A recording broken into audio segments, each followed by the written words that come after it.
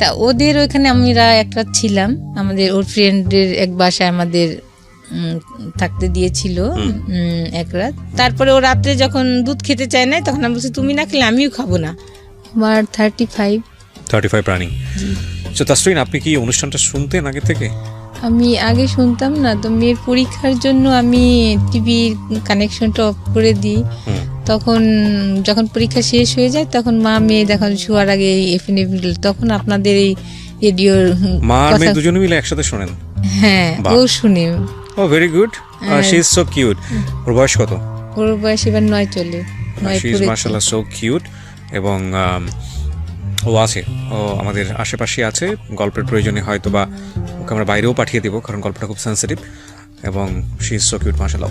ওই কি আপনাকে খোঁজ দিয়েছে এই গল্প অনুষ্ঠানের নাকি? হ্যাঁ, আমাকে বলে মাম্মু তাহলে তুমি যত কান্না করো, তুমি যে মন খারাপ থাকে সবসময়, তুমি তাহলে এখানে যে তো আঙ্কেলদের সাথে যে নাম্বার দেয়, তখন বারবার কয়েকটা নাম্বার নেয়, তখন ওখানে চেঞ্জ থাকে নাম্বার, যে ওখানে গানের কথা চলে আসে ওই নাম্বারগুলা।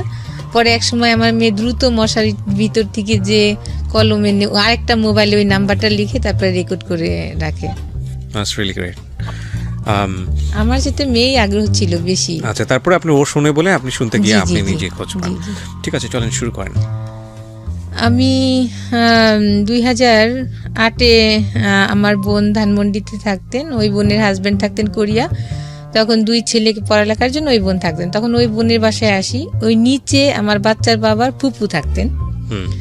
তখন এরা আমাকে দেখে বলতো, আমি একটু আগে থেকে এই পর্দাটা, আমি এখন থেকে না, আমি আগেও নামাজি, কিন্তু তখন একটু বাইরে যখন ছিলাম, দেশের বাইরে, তখন স্টাইল, যেমন হেয়ার স্টাইল করতাম, অনেক নেল পালিশ চয়েস ছিল ড্রেস আপের সঙ্গে। আচ্ছা, তো আমি একটু পিছনে ফিরতে চাই আমাদের অনুষ্ঠানের নিয়ম অনুযায়ী, খুব ছোট করে, যেহেতু আপনার গল্পটা মূলত সংসার কেন্দ্রিক গল্প।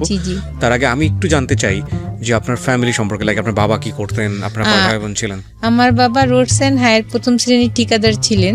আমার বাবা স্ট্রোক করে মারা যান 2003-এ। তখন আমি বাইরে যাই, আমার বোন, দুলাভাই আর বোনের ছেলে ছিল তখন।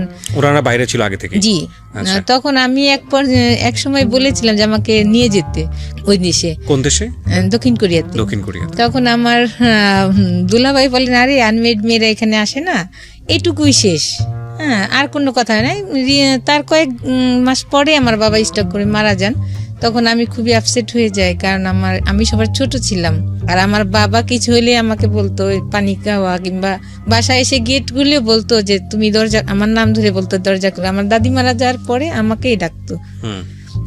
দেখা যায় ভাইরাও অনেক কি করতো, আমার বোনরাও আবদার করলে, সবার ছোট ছিলাম, দেখা যায় বাবা ঈদে আলাদা দিয়েছে, বোনরা আলাদা দিয়েছে, ভাইও আলাদা দিয়েছে, এইভাবে।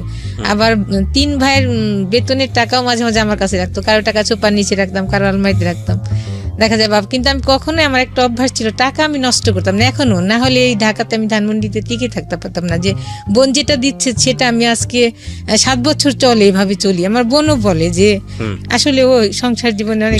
ঠিক আছে, বুঝতে পেরেছি আপনার পরিবার সম্পর্কে। কয় ভাই বোন আপনারা? আমরা 3 ভাই 6 বোন। 3 ভাই 6 বোন।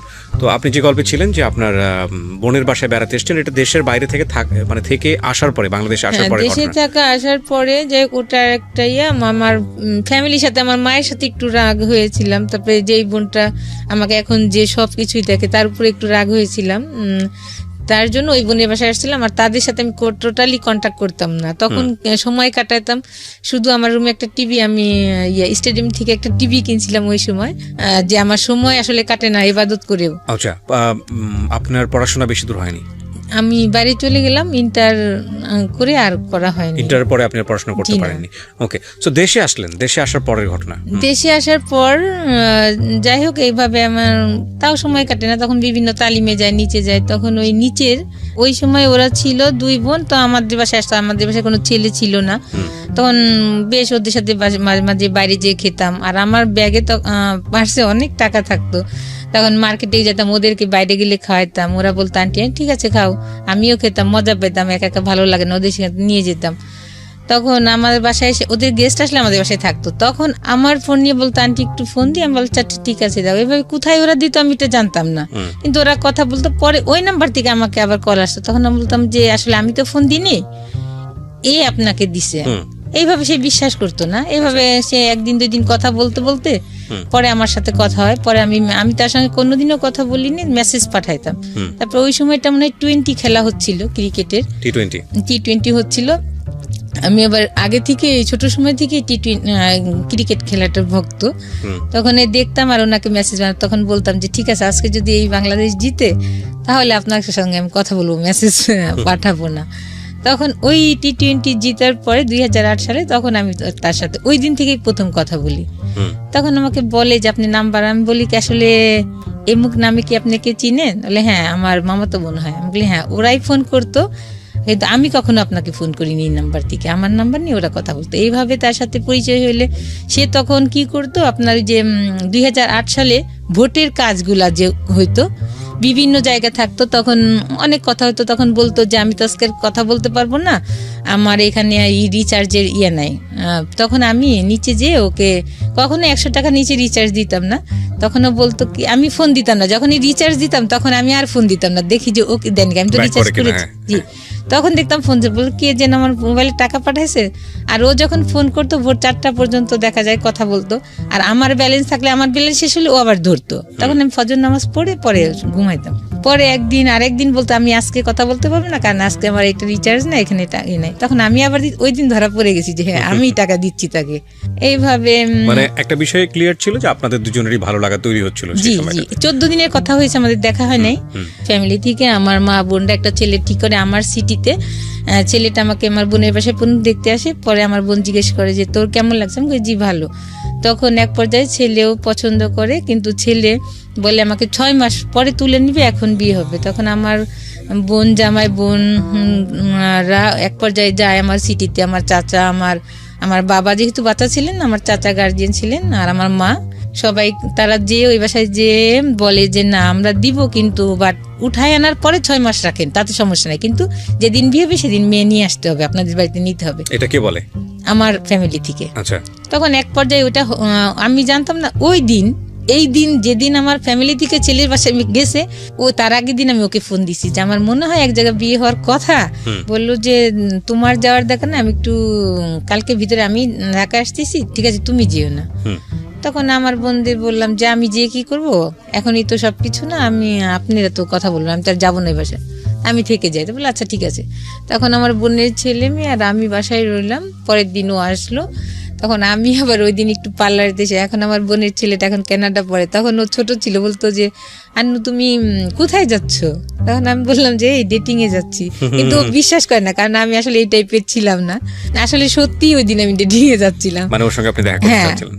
তখন ওকে বললাম, ইন টাইম 14 দিনের মধ্যে কি এরকম হয়েছে যে আপনি ওকে পছন্দ করে ফেলেছেন, ভালোবেসে ফেলেছেন, ও আপনাকে ভালোবেসে ফেলেছে? ওর কথা অনেক শুনতাম, ওই যে ওর কাজিনদের মুখে, এই দিক থেকে ভালো লাগে। 14 days is not enough to fall in love actually, but soft corner তৈরি হয়েছে। জি জি, মাঝখানে যেটা হতো আমার বিয়ে, যে ওর আমি যে নিচে থাকতাম, যখন ওরা যেতাম, ওরা আমাকে ওর আম্মা, ওই মেয়ের মারা বলতো যে এর জন্য বিয়ে হবে। আমার যে আমার যার সাথে বিয়ে নেক্সট ডে হলো, তার যে চাচা, তাকে বলতো যে ওনার জন্য একটা ছেলে দেখো। তাই উনি আমার বলতো যে যার মুখই দেখলাম না তাকে বিয়ে কিভাবে ঠিক করব।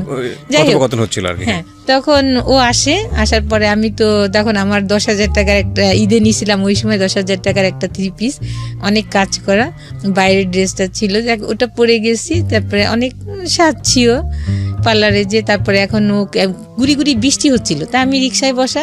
তার আগে কথাটা ওকে বলতাম যে আপনার যে আমাকে, আমি তো সুন্দর না, আমাকে যে পছন্দ হবে কিভাবে বুঝবো? তখন বলবে তোমাকে যে আমি পছন্দ করলে ঠিক আছে তোমাকে আমি কিস দিব একটা, হ্যাঁ, কিন্তু আমি একটু বিশ্বাস করি নাই। জাস্ট যাই হোক, তখন আমি ওকে ফোন দিই, তখন দেখি যে ছেলে ফোন উঠায়, তখন আমি বুঝি এই হবে, অনেক লম্বা, ও 5 ফিট 10। তখন ও ফোনটা উঠায়, তখন আমি বলি আমি এই রিক্সায় আছি পিছন থেকে। তখন ও আসে, রিক্সায় বসেই প্রথমে গিয়ে আমাকে কিস দেয়। তখন আমি মানে কি কথা বলবো না কি করবো, আসলে হারাই ফেলি তখনকার ইয়েগুলা। তখন আমি রিক্সাওয়ালাকে বলি কি যে মামা আমি কোথায় যাবো, ওই সময় আসলে কোনো মাথায় আসছিল না। তখন আমি বলি মামা আপনি ধানমন্ডি পার্কে যান, গুড়ি গুড়ি বৃষ্টি হচ্ছে, ওটা মাথায় খেয়াল করি নাই। তারপরে গেলাম, ওখানেই জাস্ট 1 ঘন্টা কথা হয়েছে। তখন এই কথাগুলো বললাম, শেয়ার করলাম। তখন ও বললো ঠিক আছে কোনো সমস্যা নেই, আমি বিয়ে করবো তোমাকে, আমার দেশে যেতে হবে না, ওই ছেলেকে বিয়ে করতে হবে না। তখন আমি বললাম, ছেলেটা তখন জানতাম যে ও তো ইঞ্জিনিয়ার, কিন্তু ওই কাজটা তখন ও করে, ভোটার আইডি কার্ডের কাজটা, হ্যাঁ কাজ করে। তারপরে কি হলো বললাম, তখন বললো কি চলো একটু মার্কেটিং। তখন তো আমার কাছে আসলে অত টাকা ছিল না, তখন আমি ওর জন্য একটা মেরুন পাঞ্জাবি দিয়ে কাজ করা পাকিস্তানি। 14 দিনের মধ্যে এত দূর চলে গেলেন আপনারা? ওই যে আমার বিয়ে ঠিক হয়েছে দেখে ও আসছি ঢাকাতে। বাট ঠিক আছে, বাট ওরা আমি দেখি নাই না, আপনাকে তো দেখতে আসতেছে, বিয়ে তো ঠিক হয়নি তখন। না, ওই জন্য ও যখন কথা হলো তখনই বললো যে না তোমার ওখানে যেতে হবে না, আমি তোমাকে বিয়ে করবো। তারপরে আমি বললাম যে আপনি যে বিয়ে করবেন ঠিক আছে, আপনি তো আত্মীয় আছে তাহলে এখানে, তাদেরকে বলে না তাদেরকে বলা যাবে না। আমি কই আপনার বাবা মা না, কয় কি না তাও বলা যাবে না। মানে আপনি ওকে ভালোবেসে ফেলেছেন, টু বি অনেস্ট। হ্যাঁ আসলে 14 দিন কথা হয়েছে, যাই হোক। এইগুলো কিন্তু পয়েন্ট, হ্যাঁ এগুলো খুব পয়েন্ট, এবং এগুলো আমাদের জীবনে প্রতিনিয়তই ঘটে। 14 দিন হয়েছে ওনার ক্ষেত্রে, কারো ক্ষেত্রে 1 ঘন্টা হয়ে যায়। It is unbelievable. আর ওই দিনে আমি ওকে প্রথম দেখি, তারপরের দিনে আমার আর কি বিয়ে হয়। তখন আমরা নিউ মার্কেট যাই, নিউ মার্কেটে যে আমার সাইজ চুজ করে ওর ড্রেসগুলো আগে কিনে দিই ওকে, আর আমার শাড়ি পুরা টাকাটা হয় না, আমাদের যে টাকা ছিল শপিংটা হয় না করা। পরে আমি কিছু টাকা করে রেখে আসি, বলি আপনাকে এইভাবে আমি পাঠাই দেবো, দিয়ে যাবো এখানে। পরে এসে আমার শাড়িটারিও কেনার পর আমার ব্লাউজ বানাই দিতে যাই। আর আমরা বাইরে তখন খেলাম, দুজনে খেয়ে আমাকে আমার বাসার কাছেই নামাই দিয়ে চলে গেল। আপনারা দুজন সম্পর্কে জানতেন? ওই যে ফোনে যত কথা হয়েছে। মানে কি জানতেন? ওর পরিবার সম্পর্কে ডিটেইল জানতেন? হ্যাঁ জানতাম, কেন ওর কাজিনরাই সবসময় বলতো। আচ্ছা, আমাকে আগে আপনার নিয়ে পরিবার যেতে। সম্পর্কেও জানতো না তেমন জানতো না আমার পরিবারের সঙ্গে। তো 14 দিনের দিন দেখা, প্রথম দেখাতেই এরকম একটা আমি ঘটনা। আসলে কিছু বলি না, কিন্তু কারণ কি তাকে চিনি না, তার কাছে আমার ফ্যামিলি এত কথা পরের বলে দিন না। আপনারা বিয়ে করার প্ল্যান করছেন, তো বিয়েটা তো আসলে পারিবারিক বন্ধন, দুই হ্যাঁ, কিন্তু পরিবারকে। বলেছিলাম আমি, হ্যাঁ। কিন্তু ও তখন একটা বলে যে না যদি বিয়ে না হয়, তুমি যদি অন্য কোথাও বিয়ে করো তাহলে আমার কি হবে জানি না। তখন আমি ভাবলাম যে, আর আমি তখন ওই যে যখন ধান পার্কে গেলাম ওকে আসলে মুখও দেখতে পারিনি, শুধু পায়ের দিকে তাকাইলাম। আসলে আমার পাটা অনেক সুন্দর না, আমার হাত সুন্দর কিন্তু, বাট ওর পাটা অনেক সুন্দর ছিল। আমি তখন পায়ের দিকে তাকাই মানে থাকতাম। পা দেখে আরো না আমি ওই নিচেই তাকাই আছি, তো পাই দেখতেছি শুধু, তার মুখের দিকে লজ্জা পাচ্ছি তাকাইতে। তখন শুধু পাই দেখতেছি, তাই আমি বলছি যে পাটা যখন সুন্দর নিশ্চয়ই লোকটাও সুন্দর হবে, এমন। তখন যখন ও অন্যদিকে তাকাচ্ছে হয়তো বা তখন আর চোখে একটু দেখি, কিন্তু আমি এতই লজ্জা বোধ ছিল, কিন্তু তখন আমি অনেক ম্যাচিউরড মেয়ে, কিন্তু আমি লজ্জা পাচ্ছিলাম ওর দিকে তাকাইতে। ফোনে কথা হওয়া আর দেখা অনেকটা একটু থাকে, ব্যতিক্রম থাকে। তখন যখন ফেস টু ফেস কথা কই তখন লজ্জা ছিল, কিন্তু ওকে আমি অনেক টাইম ওর মুখের দিকে তাকাইতে পারিনি। যাই হোক এক পর্যায়ে তখন ও মার্কেটে নিয়ে যায় এগুলা কিনা হয়, তখন আমি ওর ওই কাজিনের মায়ের কাছ থেকে আমি টাকাগুলা নিই। তখন আমার ব্যাংকে যাওয়ার ছিল না, পরে ওখান থেকে 6,000 টাকা নিয়ে আমি আরো মার্কেটের ওখানে দোকানটা দিয়ে আপনারা নিজেরা শপিং করেছেন। পরে ও আমাকে রেখে গাজীপুর এক ফ্রেন্ডের বাসায় যায়। আমি কালকে তুমি রেডি হয়ে থাকো, আমি তোমাকে নিতে আসবো। অনেক বৃষ্টি থাকে, এত বৃষ্টি, আমাকে ছিনজি করে নিতে আসে।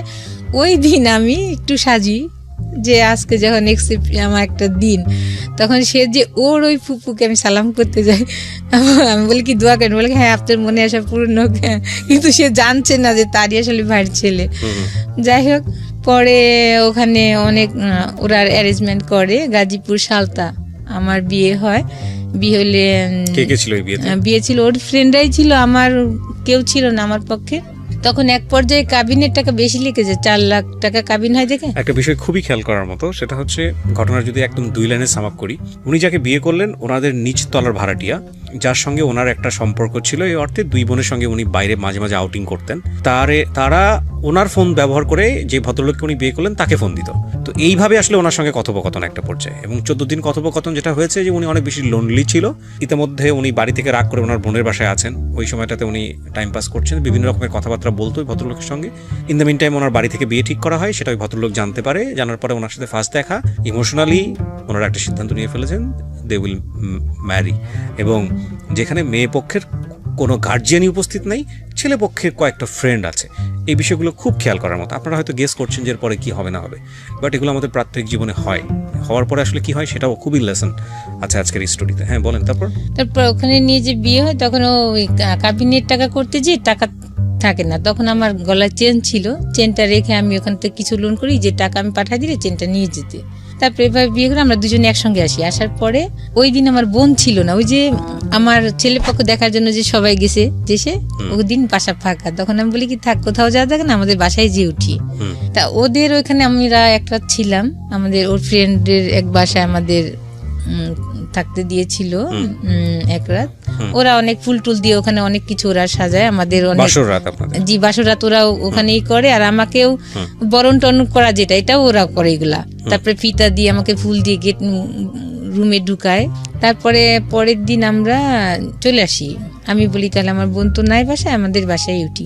আমরা অনেক রাত্রে আসি। তারপরে ধানমন্ডির এসে 27 বসে আমরা ফুচকা খেয়ে বাসায় ঢুকি। খাবার খেয়েছিলাম কিনা জানি না। তখন বাসায় এসে থাকি। বাসায় আবার আরেকটা মা মেয়ে থাকতেন ওই বাসাতেই, বড় বাসা ছিল, আরেকটা রুমে ওনারা থাকতেন। তখন আমি উঠলে পরে ওনারা আবার আমাদেরকে শরবত, মিষ্টি না ওই সময় একটা শরবতই আমাকে খাওয়াছিল মনে আছে। তারপরে আমি ওই কয়েকদিন রান্না করিনি, ওনারাই রান্না করে দিত। আমি ওনারা বলতে কি ওনারা আপনার হাজবেন্ডের আত্মীয় ছিল? না, তাহলে ওনারা অন্য পার্সন ছিল ওখানে ওই একটা বাসা জানতো আপনাদের সম্পর্কে, আপনারা দুজন ওখানে থাকতেন? যে আমি বলছি খালাম্মা আমি বিয়ে করছি, তখন বলছি যে নিচে ওর আত্মীয়, তখন ওনরা চিনে। যা কয়েকদিন থাকার পরে তখন ওই মহিলা মাঝখানে জানি না, তার ছেলে ম্যারিড ছিল কিন্তু আমাকে খুব ডিস্টার্ব করতো। আমার বোনকে আমি বলেছি অনেকবার, ওই যে মুরব্বী কি মা ছেলে মাটা। তারপরে আর কিছু বলি না। যখন আমি বিয়ে হয়ে আসছি তারপর আমাকে রান্না টান্না করে আমাদের দুজন কাজ খুব আদর যত্ন করছে। মাঝে যে নিচে ওর ফুপুকে যে আবার উনি এগুলা করছে আমি জানি না। পরে উপরে আছে, তখন আমাদের রুম বাইরে থেকে তালা দেওয়া যে ওরা নাই, কিন্তু উনি কি বলছে যে ওরা ভিতরে আছে। এখন আমাদের দুইজনের তো অনেক ওয়াশরুম চাপছে কিন্তু বেরোইতে পারছি না। ওরা যাচ্ছে না 12টার পর্যন্ত এই বাসাতেই, ওরা মা মেয়ে ওর কাজিন ওর পুপু ওরা বাসাতে। তখন এক পর্যায়ে ওরা আর কতক্ষণ থাকবে, তখন ওরা নিচে যায়। তখন আমরা ওই 12টার সময় আমরা বের হয়ে ওয়াশরুমে যাই। যে পরে আমি কেন জানি আমার মনে হয় আমি একটু রেডি হয়ে বাইরে যাই। পরে ওই বিয়ের শাড়িটা আমি পরি, ও পাঞ্জাবি পরে, দুজনে পরে। পরে আমি বলি কি ওনার যে মেয়েটা থাকতো, যে আমাদের সাথেই আরেকটা যে ইয়ে থাকতো খালাম্মা, ওনার মেয়েটা, আমি বলি কি আপা আমরা একটু বাড়িতে ঘুরে আসি। কেন জানি আমার মাথায় আল্লাহর তরফ থেকেই হয়তো বা, কারণ নাহলে ওইখানে গ্যাঞ্জাম হতো পরের দিন। পরে আমার বোনের বাসায় যাই, বলি আমি সরাসরি উঠে, যে ওকে আবার বলি নাই যে আমি আমার বোনের বাসায় যাই, চলো রিক্সা নিয়ে যাই। আপনারা উঠেছেন কোথায়? আমার ওই যে আরেকটা বোন যে ছিল, যে বোনটা কোরিয়া থাকতো, ওর না আপনি বিয়ে করে উঠলেন কোথায়? ওই বাসাটাই, ওই নিজের বোনের বাসাতে? জি। ওই বোন জানতো যে আপনারা বিয়ে করে এসেছেন? না, ওই বোন তো ওই যে বললাম না বাসায় ছিল না, যে আমার জন্য ছেলে দেখতে গেছিল সবাই দেশে। মানে ওই বাড়িতে আপনার আত্মীয় স্বজন কেউ ছিল না যেখানে উঠেছেন? বোনের ছেলে, কারণ একটা ছেলেকে নিয়ে গিয়ে আপনি উঠতেছেন, বাসায় মানুষজন সন্দেহ করবে না আপনারা? না, তখন ওই যে ওই খালাম্মারা ছিল, বলছি আমি যে বিয়ে করছি আমি। খালাম্মা বলতে কোন খালাম্মা এটা? মানে আমার বোন ওখানে তো বড় ফ্ল্যাট ছিল, দেখা যায় একটা রুমে ওই খালাম্মা তার মেয়ে ছিল, খালাম্মার হাজবেন্ড ছিল। এই খালাম্মাটা কি ধরনের খালাম্মা? ওই বাসায় থাকতো আমরা, যে আর কি আপনাদের সাথে ভাড়া থাকতো? হ্যাঁ জি জি। আচ্ছা, ভাড়াটিয়া ছিল। তার আমার বোনরা তো সবাই মিট হয়ে গেল আমাদের বাড়িতে ওই ছেলে দেখার জন্য। ওই ফাঁকে তো আমি এটা খারাপ কাজটা করেই ফেললাম। যাই হোক, তখন বাসায় উঠি, তখন উনাকে আমার তো বলাই লাগবে, আমি বাসার ভিতরে আসছি একটা ছেলে নিয়ে, এটা আমি বলবো না। তারপরে আমি 2 দিন না 3 দিনের মাথায় পরে আমার ওই বোনের বাসায় আমি যেয়ে উঠলাম রাত, তখন 12টা 12:30 বাজে, বললাম যে আমি বিয়ে করছি। তখন আর কিছুই বলে না, আমার বোন হাসলো, কারণ আমি তখন ম্যাচিউরি ছিলাম। আর আমি মাঝে ওই যে একটা ব্যাপারে ভাই বোনদের উপর রাগ হয়ে বিয়েই বসতে চাইনি, বলছি বিয়ের কথা শুনতেই পারতাম না। ঠিক আছে, আমরা স্টোরি দিকে আগে। হ্যাঁ, যাই হোক, তারপরে বিয়ে করার পরে এখন পর্যায়ে তো তারা জানছে। পরে ওরা যে ভিতরে সব আমার শ্বশুরকে ফোন করে বলছে চাচা চাচা, আমি জানি না এগুলা। পরে আমাদেরকে ফোন না, আমি ড্রেস নিতে আসি বাসায়, আমার বোনের বাসায় আমি থাকি। আমার বোন বলে কি যাওয়া দেখা নাই, ওখানে কে রান্না বাড়া তোর দিবে, তোর এখানেই থাক। পরে আমি ড্রেস আনতে যাই, ওর ড্রেস, পরে ওর শু আর ড্রেস আমি ব্যাগে নিয়ে আসতে, তখন দেখি যে ওর ফুপু তো বোন তালা দিয়ে রাখে গেটের, মেন যে গেট নিচে কেচি গেট। কি ব্যাপার তালাকে? ওদের বাসায় বলি আপনি চাবি দেন তালাকে। ওদের বাসায় যাওয়ার পর ওরাও বাসা থেকে তালা দিই, কি ব্যাপার? তখন আমাকে ওদের বাসায় আটকানোর পরে ফোন দিলে আমি ফোন দিই, আমার বোন আমার দুলাভাই যায়, কিন্তু ও যায় না। না গেলে ওখানে প্রথম দেখি ওর বড় চাচাকে, আর আরেক চাচা, 2 চাচা আসছে। পরে 3-4 ঘন্টা আমাকে আজে বাজে কথা বলছে ওর ফুপু। এর মাঝে বলে আমাকে, ওই সময়টা আমি শুনি, ওর চাচারাও বলে যে এই ছেলে তো ভালো না, তুমি যে বিয়ে করছো না জেনে, ওর তো একটা ছেলের সাথেও অ্যাফেয়ার ছিল। তখন বলে ওরা, ওই সময়টাকে আমাকে বলে যে একটা ছেলের সাথে অ্যাফেয়ার ছিল, ওই ছেলের জন্যই ও গলায় দড়ি নিতে চাইছে, কেরোসিন গায়ে ঢেলে ও আত্মহত্যা করতে চাইছে। আমি এর কোনো কিছুই বলি না, কিন্তু ভিতরে বলি আল্লাহ এখন আমি কি করবো। তখন মেন লজ্জা পাচ্ছিলাম, ওখানে বোন জামাই ছিল। আমি যদি একা শুনতাম কথাগুলা আমি লজ্জা পেতাম না, কিন্তু কষ্ট পেতাম। কিন্তু আমি মনে হচ্ছিল কি আল্লাহ মাটি, কিন্তু ওরা যে বকাবাজি করতেছে ওইগুলো আমার কানে যাচ্ছে না, আমি খালি এইগুলো আমার বোন দুলাভাই শুনতে। যাই হোক, তা আমি ওই সময় ফার্স্ট জানি এগুলো। এখন আমি কি করি, আমি না কিছুই বলি নাই, তখন আমার চাচা শ্বশুর আমাকে, যে উনি মারা গেছেন, উনি আমাকে একটা সার্টিফিকেট দিয়েছিলেন যে মেয়েকে একটা ধন্যবাদ, এত ঘন্টা ধরে এত মানুষ এত কিছু বলছে যে একটা কথাও সে বলে নাই। তখন আমাকে বললো তোমার মতামত কি? আমি বলি কি আসলে তো আমি একটা অন্যায় করে ফেলেছি, আমি এখন কি বলবো, এটা আমার, আমি বলেছি ওকে যে গার্জিয়ানকে ইয়া করতে, কিন্তু ও গার্জিয়ানের আপনাদের করে না। আমি বলছি আমার গার্জিয়ান নিয়ে, ওর গার্জিয়ান নিয়ে, কিন্তু ওইগুলা করেন। এক পর্যায়ে আমি বাধ্য হয়েছি ওর সঙ্গে বিয়ে বসতে। তখন আমার বোন সবকিছু মিলে দেখেন ওরা করে ফেলছে। তখন আমার বোন বললো ও তো ম্যাচিউর হয়েছে, ও যদি বিয়ে করে একটা খারাপ কাজ করে না, ও তো খারাপ কাজ করে না, ও তো এতদিন ধরে আপনাদের এখানে থাকে, আমার বোন আরেক বোনও থাকে, তো এর আগে কি কিছু খারাপ শুনেছেন? বলছে না। তাহলে কিভাবে খারাপ বলতেছেন? আমার বোন সে বিয়ে করছে, কোনো খারাপ কাজ করে নাই। সে যদি এর আগেও একটা অকারেন্স করতো তাহলে বললাম না আসলে আমি জানতাম না আমার বোন খারাপ, কিন্তু আপনারাই তো সার্টিফিকেট দিচ্ছেন যে এর আগে কিছু শুনেন নাই, আপনারাই ভালো বলছেন, এর আগেও বলছেন, আর আমি নিজেও জানি আমার বোন ভালো। যাই হোক, তখন এক পর্যায়ে আমার চাচা শ্বশুররা সার্টিফিকেট দেয়, আমার শ্বশুরের বলে যে না এরা ভদ্র ফ্যামিলি, এরা জব করে, সবাই শিক্ষিত, বাবা নাই মেয়ের, কিন্তু এরা এর ভগ্নিপতির দেখলাম এরাও খুব ভালো, কথাবার্তা বুঝে মনে হয়েছে। তখন আমার শ্বশুর ফোন দিল, ঠিক আছে ওদের এইভাবে আসা দরকার নেই, ওই দিনই ফোনে ওদের একটা অনুষ্ঠান করে নিয়ে আসবো, 3 তলায় আমি কমপ্লিট করি, টাইলস বসাই, তারপর ওদেরকে নিয়ে আসবো, ওরা যেন এমনি নাচ চলে আসে। যাক, এটাই ফাইনাল কথা। তখন আমি আমার বাসায় যেয়ে রইলাম। এক পর্যায়ে তারপরে মনে হয় এর 15 দিন পরেই আমার শ্বশুর দিন দিবে, বিয়ের দিন ডেট ঠিক হবে, ওই দিন আমার চাচা শ্বশুরও যাবে বাসায়। আমার শ্বশুর আবার গ্রামের বাড়িতে গিয়েছিলেন, ওখান থেকে আসার সময় সে নৌকায় একটা নদী পার হইতে হয়, গ্রামের বাড়ি থেকে আসার সময় নৌকাতে উঠার আগেই সে মনে হয় ওয়াশরুম চাপে সাইডেই ওয়াশরুম করতে যে স্টক করে, ওয়াশরুম করতে যে সে উঠে সাথে সাথে সে স্টক পড়ে যায়। ওখান থেকে তাকে হাসপাতালে আনতে আনতে সে মারা যান। তখন আমাদের বিশ্বাস হয় না, তখন আমার ওই বড় চাচা শ্বশুর ফোন করেন যে তোমরা কি কিছু জানো? আমরা বলছি না। তখন ওকে বলে যে তাই তুই চলে আস। তখন আমার বোন বলে যে তাহলে তুই ওর সাথে যা, আমাকে বলে। তখন আমিও যাই, আমি মনে হয় যাই সঙ্গে, ওর যাই গেলে পরে ও বাড়িতে নেয় না আমাকে, ওর একটা স্যার ছিলেন, স্যারের বাসায় আমি থাকি টিটিসিতে, আর ও বাড়িতে যায়। ও বাড়িতে যাওয়ার পরে আমার দুলাভাই আবার যায় ওই দিনে, ওর সঙ্গে আমার দুলাভাই যায়। পরে গেলে আমার দুলাভাই ওই সময় মৃত বাড়ি গেলেও সে তার যে সামাজিকতা সেটা করে গেছিলেন, দাদি শাশুড়ি, নানি শাশুড়ি, আমার শাশুড়ির জন্য শাড়ি, এগুলা সব সে সামাজিকতা করে গেছেন। তখন তারা বললো যে দেখেন এখন তো এই পর্যায়ে অনুষ্ঠান করার আসলে মন মানসিকতা নাই, আর মানুষও একটা খারাপ বলবে, তাহলে আপনি ওকে, আমার বাচ্চার বাবার কথা বলে যে ওকে যে নিয়ে আসুক। এক পর্যায়ে আমাকে নিয়ে যায়, ও অনুষ্ঠান ছাড়াই নিয়ে যায়, গ্রামের বাড়িতে উঠায়, ওখানে ছোটখাটো অনুষ্ঠান হয়, তারপরে আমাকে শহরের বাড়িতে নিয়ে আসে। তারপর শাশুড়ি ওই বাড়িতেই থাকে, গ্রামে থাকে। শাশুড়ি আমার বোনরা আমাকে রেখে আসে শহরে। এক পর্যায়ে আমাকেই সব বহন করতে হয়, তাদের শুধু ঘরে চাল ছাড়া আর কিছু লবণও রাখে না, আর কলের পানি ছিল। আমার বোন আমাকে 10,000 টাকা দিয়ে আসে যে হাত খরচ বাবদে, ওই 10,000 টাকা আমি 1 মাসে খরচ করি, এর ভিতরে আর কোনো বাজার কর না। তারপর এক পর্যায়ে সিলিন্ডারে গ্যাস শেষ হয়ে যায়, আমি চুলাতে রান্না করতে পারি না, পরে আমি গ্যাসও কিনি। এক পর্যায়ে তারা আর বাজার করে না, কিছুই করে না, কিন্তু তার ভিতরে আমি যাওয়ার পর থেকেই তারা করে যে আমাকে ছাড়াবে।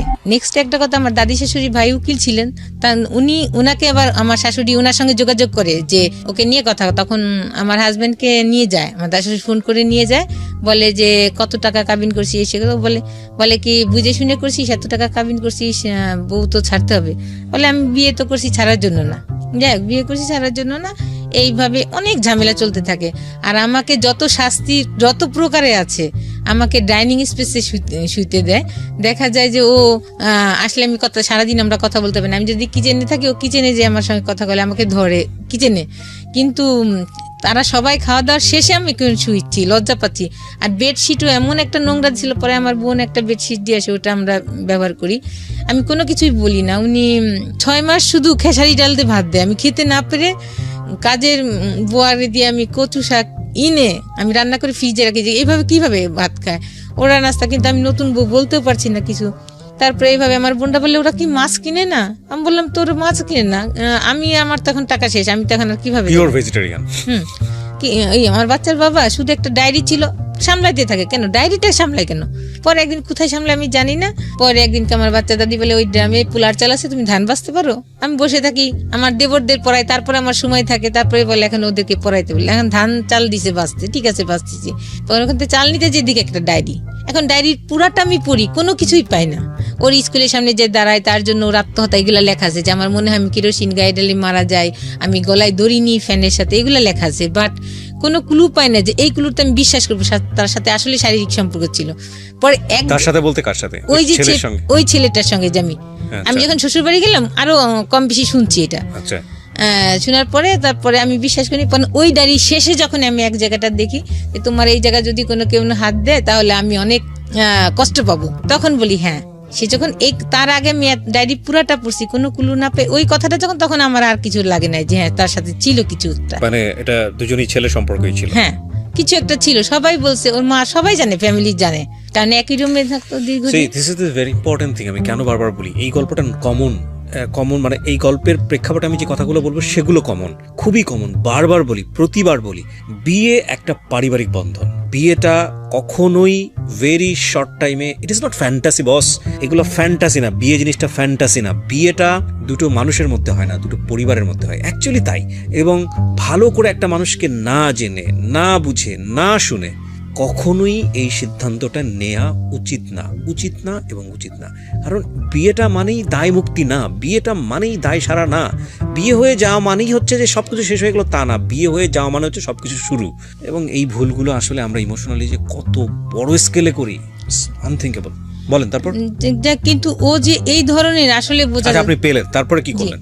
পেলে পরে তখন এর আগের কথাটা বলি, ওই যে যখন অনেক রাতে আমি ওই ডিসিশন নিয়েছিলাম প্রথম দিনে, ওর চাচারা যখন মিট হলো ঢাকাতে, আমি যাওয়ার আগে শ্বশুরবাড়ি, বলছিলাম যে না ওকে আমি ছেড়ে দিব, কিন্তু ও সারা রাত আমার এই দুই পা ধরে বসেছিল। আপনি ওকে জিজ্ঞেস করেছিলেন যে তোমার সম্পর্কে কোনো শুনেছি এটা ঠিক কিনা? বলে এগুলো মিথ্যা। তাহলে আমি বলে কি করে বিশ্বাস করি, তুমি কি করলে আমি বিশ্বাস করি? আমি কি কোনোদিন যদি আপনার কিছু শুনি তোমার, তাহলে আমি ইয়া করব। তখন আমার এই সারা রাত পা ধরে বসেছিল যে তুমি আমাকে ছেড়ে যেও না, হ্যাঁ তুমি কোনোদিন আমার কোনো খারাপ কিছু পাবা না।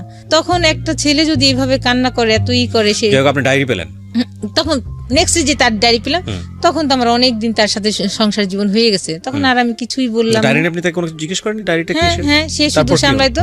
পরে আমি পাওয়ার পরে যখন তাকে টর্চার করলাম, এগুলা জিজ্ঞেস করলাম যে এগুলা, তখন সে 5 ওয়াক্ত নামাজ পড়ে, আমি 5 ওয়াক্ত নামাজ পড়ি, তার ভিতরে এগুলা তখন করলো কি, সে সব ডায়েরি আরো কাগজ টাগজ ছিল তার ড্রয়ারে, ওগুলা পুরাইলো আমার সামনে, পুরাই ফেললো। ওই ডায়েরিটা আরো কি কি কাগজ ছিল ওগুলা পুরাই ফেললো। বাট আনসারটা কি ছিল তার? কিছুই বলে না, শুধু হাসে, এক পর্যায়ে রেগে সব পুরাইলো। পুরার পর তখন আমার তো নতুন সংসার, কোনো কিছুই রাগ না। বিয়ের কয় মাস পরে ঘটনা এটা? বিয়ের 2 মাস 3 মাস পরে। মানে আপনি তখন শিওর হয়ে গেলেন যে এরকম একটা সম্পর্ক ছিল? আর এলাকারও বলছে আমাকে এগুলা। যাই হোক, বলার পরে আমি তো সংসার করতেছি। এক পর্যায়ে আমার ছেলেটাকে এটা আপনি আইডেন্টিফাই করতে পেরেছিলেন ওই সময়? জি, ওদের পাশের বাসায় ছিল। তো রাতে ওদের কোনো বোন ছিল না, ওরা 4টা ভাই ছিল, ওদের 2 ফ্ল্যাট নিয়ে থাকতো, ফাঁকাই থাকতো রুমগুলা, ওর সঙ্গে রাত্রে থাকতো এসে, হয়তো বা বন্ধুর মতন খুব ক্লোজ ছিল এই পর্যায়ে। তখন যাই হোক, এগুলো সব আপনি ওর মুখ থেকে শুনেননি? না, ও আমাকে কিছুই বলে না। হ্যাঁ, ওর আত্মীয় স্বজন বলেছে। তারপরে এক পর্যায়ে আমি প্রেগনেন্সি হই, 2009 আমার মেয়েটা হয়। সংসার একটু খরচ বেশি বাড়তি লাগে, কিন্তু হয় না। যেটা ওর যে বাসার নিচে যে দোকান ছিল, ওটার যে আয় হতো, দেখা যায় মেশিনটা তারপরে মাসে দ্বিগুণ টাকা লেগে যেত নষ্ট হইলে সারার জন্য। এইভাবে খুব ঝামেলা হইতে থাকে। এক পর্যায়ে অনেক গন্ডগোল হয় মাঝখানে। আমি বলি যে এইভাবে চলতে পারে না, বাচ্চার একটা জিনিস খাওয়াতে পারি না, একটা কষ্ট। হ্যাঁ, তখন ও এর মাঝ যাই হোক, এক পর্যায়ে তখন ও করে কি, একটা চাকরিতে যায়, বাসার ভাড়াটিয়া ছিল পাশে, তারে ধরে ইন্স্যুরেন্সে একটা চাকরি নেয়। ইন্স্যুরেন্সের চাকরি 1 বছরে, 2012 সালে যায় চাকরিতে। প্রথম দিকেই মনে হয় চাকরিতে যায়। তখন সে ভালোই চাকরি করতে থাকে, বেশি স্যালারি ছিল না, তার ভিতরে আমি চলে যেতাম। সে জানতো, চুপচাপ কিছু বলতাম না। দেখা যায় আমার 4 বছরের সংসার জীবনে সে একবার একটা ইলিশ মাছ কিনেছিল, আর একবার বাইলে মাছ কিনেছিল, আর মেয়ের জন্য সে